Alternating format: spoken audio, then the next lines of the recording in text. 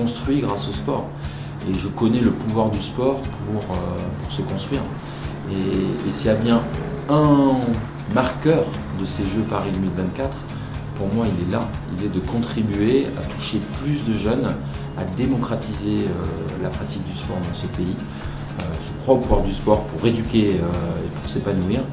Et je souhaite vraiment qu'on ait ce partenariat très fort avec le monde éducatif. Parce que le sport et l'éducation, pour moi, se marient très bien. Si on fait tout ça, c'est pour effectivement aller notamment toucher cette génération, cette jeunesse. Il y a un enjeu aujourd'hui que cette jeunesse, elle pratique le sport, qu'elle soit active, qu'elle soit bien dans sa peau.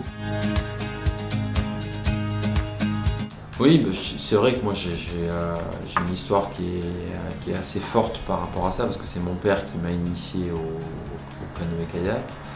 Et je me souviens très bien de tous ces moments où on naviguait sur des rivières. À ce moment-là, il n'était pas du tout question de Jeux Olympiques. Il n'était pas du tout question de sport de compétition. Moi, c'est ce que j'ai beaucoup aimé en fait dans ces années-là où j'étais enfant. Et moi, ce que j'aimais, c'était découvrir des rivières, des milieux naturels.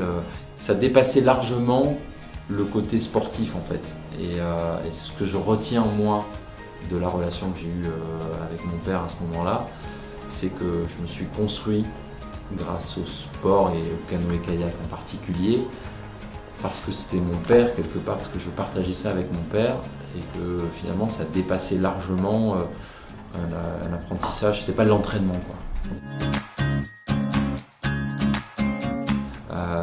Et c'est vrai qu'aujourd'hui, quand je revis un peu la même chose, surtout avec le grand, parce que les autres ils n'ont pas commencé encore, qui a 10 ans, l'histoire se répète, parce que je l'amène dans les mêmes endroits, et forcément j'ai des flashs de ce que j'ai vécu moi avec mon père, c'est les mêmes questions qui viennent de sa part, donc c'est très fort, très très fort.